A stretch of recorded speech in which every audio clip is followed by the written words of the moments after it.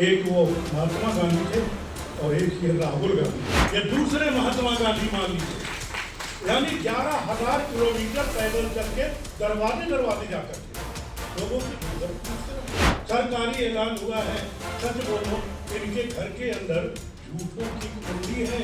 आप सिर्फ हवाई यात्रा करो, सदन चल रहा हवाई यात्रा। मोदी जी, तुम आसमां की बुलंदियों से जल जाओगा ना, मुझे तुमसे जमीन के मसाइल की बात करनी। हर आदमी के पीछे कम से कम 5,000 से लेकर के 1 लाख तक लोग चलने वाले हैं। यहाँ 1 लाख वाले भी बैठे हैं। समझ गए 1 लाख वाले मैं किसको कह रहा हूँ? 1 लाख वाले भी बैठे हैं। ये मैंने पार्लियामेंट की बात नहीं कही है कि 1 लाख पार्लियामेंट में है। पार्लियामेंट में तो और बढ़ जाएगा भाई। तो मैं यहाँ 100 लोगों से 90 लोगों से बात नहीं कर रहा हूँ। यहाँ मैं कई लाख लोगों से बात कर रहा हूँ, क्योंकि आप लोग कई लाख, हर व्यक्ति 5,000 10,000 व्यक्तियों का नेतृत्व करता है और उनको संभाल सकता है, उनको लेके चल सकता है।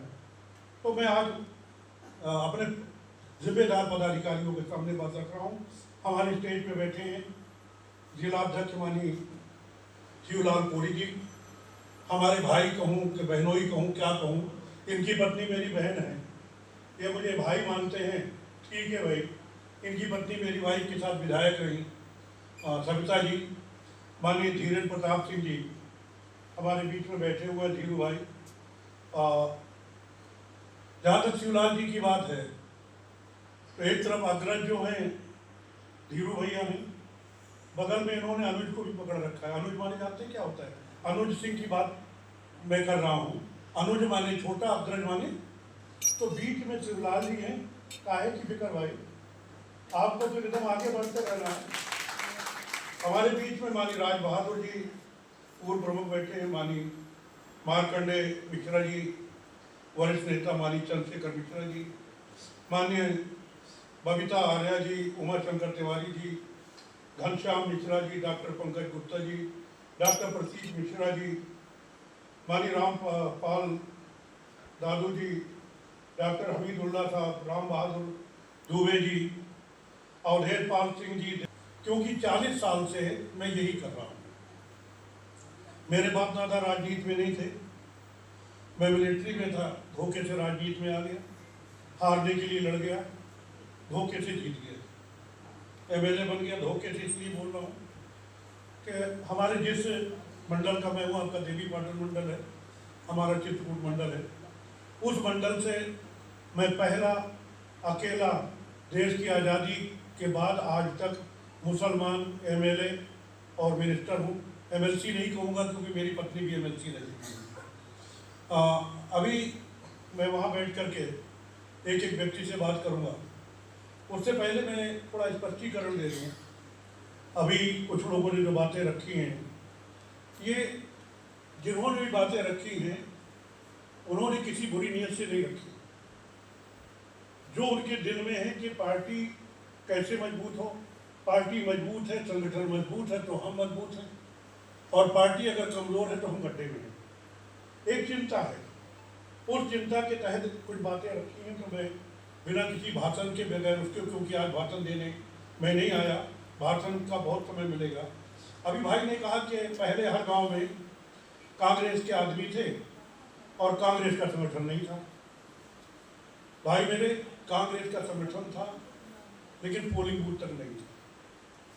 आप इतना तो जानते हैं ना कि अगर एक ही रण कौशल से आप सामने वाले दुश्मन से, दुश्मन वही है आपका, दुश्मन का मतलब विरोधी प्रतिद्वंदी।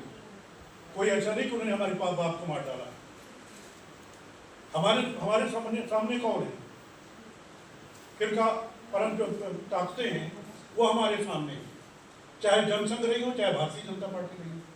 अब हम बार बार उनसे मुकाबला अगर एक ही तलवार से करते रहेंगे तो आगे ला करके जब वो तोप खड़ा कर देंगे तो हम क्या करेंगे? हमें उसका भी तो काट करना पड़ेगा ना।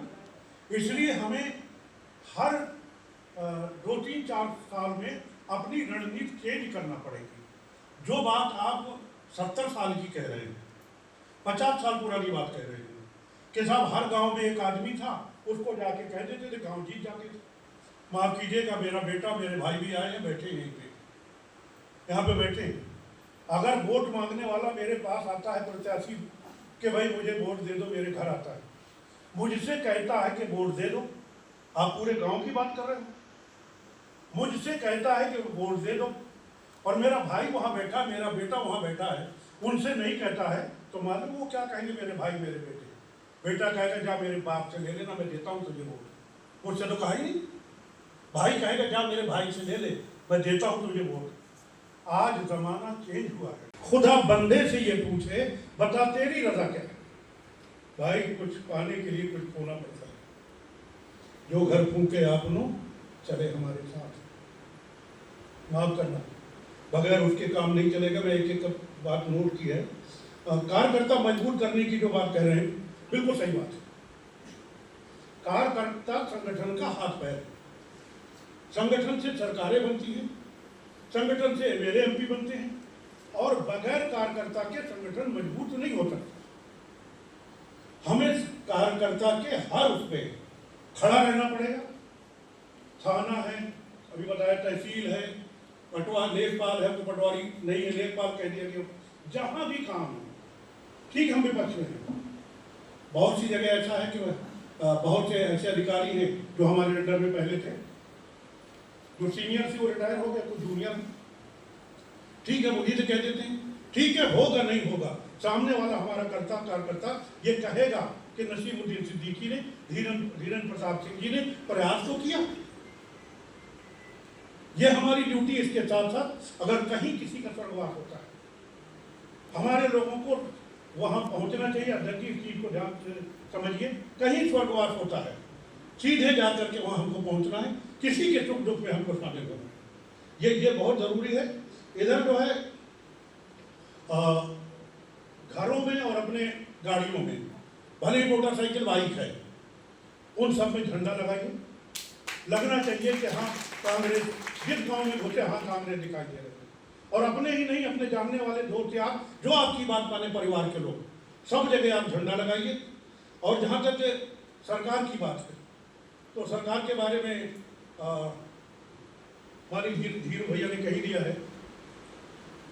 एक ऐसा व्यक्ति है कि एक ऐसा व्यक्ति थे कि जिसको हम कहते हैं कि साबरमती के संत तूने कर दिया कमाल, साबरमती के संत तूने कर दिया कमाल, दे दी हमें आज़ादी बिना संत बिना डाल। एक वो महात्मा गांधी थे और एक ये राहुल गांधी, ये दूसरे महात्मा गांधी मान लीजिए।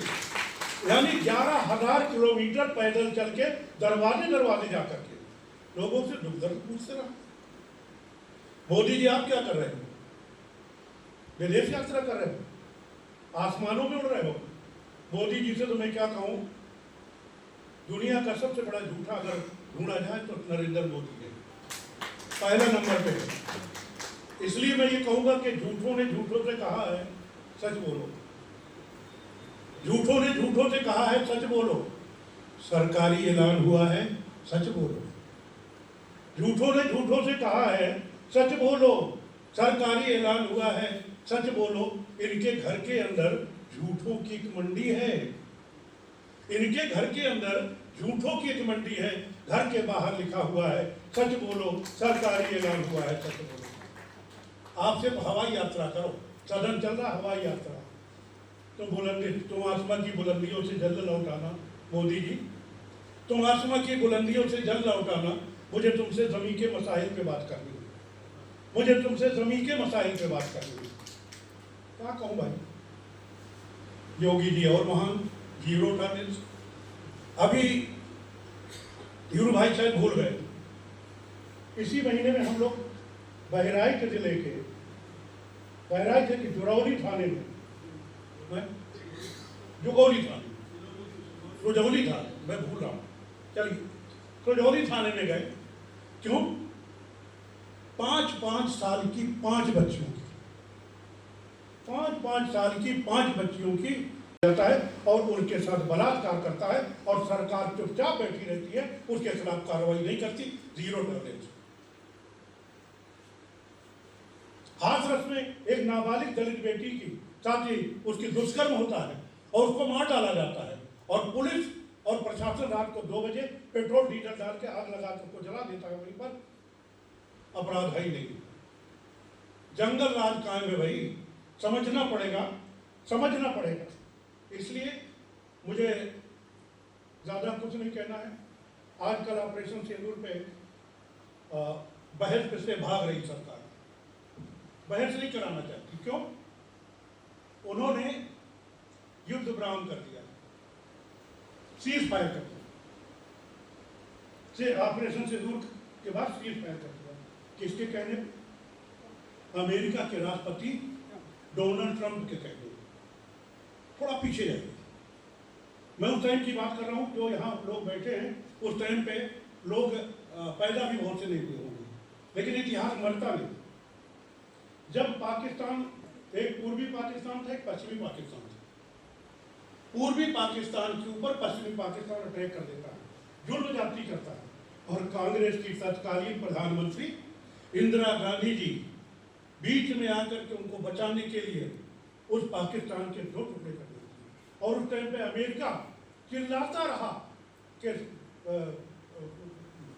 हमारी प्रधानमंत्री से, इंदिरा जी से, कि हमसे बात कर लो, हमसे बात कर लो। फोन पे नहीं आई। वारे मोदी, क्या कर रहे हो? अच्छा सिंदूर है, क्यों बंद कर दिया? कैसे पूछ के बंद कर दिया? डोनाल्ड ट्रंप का कानून चलेगा, डोनाल्ड ट्रंप का आदेश चलेगा। तबाह किया जा रहा है। इसीलिए मैं कहता हूँ, राहुल जी के ऊपर एक बार कह के मैं अपनी जगह लूँ, शिवराज जी बोलें, फिर समीक्षा शुरू हो, क्योंकि बोलने में बहुत टाइम लग गया। मुझे दिक्कत नहीं है, बस ये है कि पूरी समीक्षा हो जाए तब जाइएगा। कि आजकल मजाक, बहुत पहले मजाक उड़ाया जाता था, ये कांग्रेस है, ये फला है, ये वो ऐसा है, ये राहुल जी हैं। आज उनकी नींद हराम है, आज उनकी नींद हराम है। तो मैं एक बात सिर्फ कहूँगा उस पर कि हमारे जिस्म की उरियानियत पे मत हंसना। उरियानियत वाले जानते हैं, जो फटे कपड़े होते हैं। हमारे जिस्म की उरियानियत पे मत हंसना, क्योंकि जो तुम ओढ़े हुए हो वो रिदा हमारी है मोदी जी। हमारे जिस्म की उरियानियत पे मत हंसना, क्योंकि जो तुम ओढ़े हुए हो वो रिदा हमारी है। हमारे सामने जेबा नहीं गुरूर तुम्हें, क्योंकि जहाँ तुम बैठे हुए हो वो जगह हमारी है, राहुल गांधी की है। जय हिंद, जय कांग्रेस, धन्यवाद। कांग्रेस पार्टी का संगठन सृजन का कार्यक्रम चल रहा है, और ख़ासतौर पर उत्तर प्रदेश पे हमारे जो प्रदेश के प्रभारी हैं, राष्ट्रीय महासचिव माननीय अविनाश पांडे जी और प्रदेश अध्यक्ष माननीय अजय राय जी ने पूरे प्रदेश में अपना दौरा किया है माननीय राहुल गांधी जी के निर्देश पर। उसी के तहत उसकी समीक्षा बैठक करने में आज यहाँ आया। ये केवल पदाधिकारियों, कोई जनसभा नहीं है।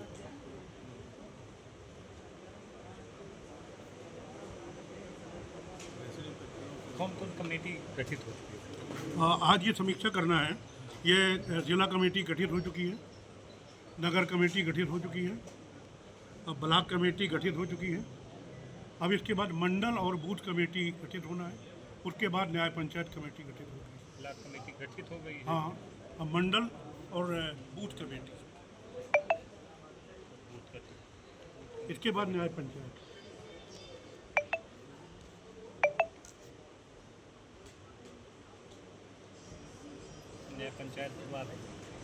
न्याय पंचायत के बाद फिर कार्यक्रम दिए जाएंगे कि क्या करना है। पंचायत कमेटी का भी गठन होगा। हाँ हाँ, बाद में न्याय पंचायत, अभी नहीं। अभी तो ये मतलब मंडल व बूथ कमेटी। नहीं जी। अच्छा, क्या बूथ पे कुछ संख्या? 11 व्यक्तियों की कमेटी बूथ की होगी।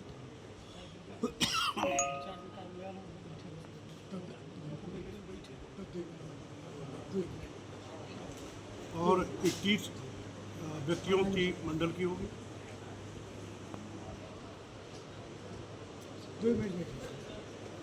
और मंडल की गिनती के हिसाब से, मंडलों की गिनती के हिसाब से ब्लॉक कमेटी होगी। कितने मंडल? क्योंकि ब्लॉक कमेटी के पदाधिकारियों को मंडल का प्रभारी बनाया जाएगा। तो जितने मंडल होंगे उस हिसाब से कमेटी बनाई जाएगी। टेंटेटिव करीब 30-31 आते हैं, कहीं 2-3 आगे हैं, कहीं 2-3। अगर आप ये वीडियो YouTube पर देख रहे हैं तो हमारे चैनल को सब्सक्राइब करें और बेल आइकन को दबाना ना भूलें। अगर आप Facebook पर ये वीडियो देख रहे हैं तो हमारे पेज को लाइक करें।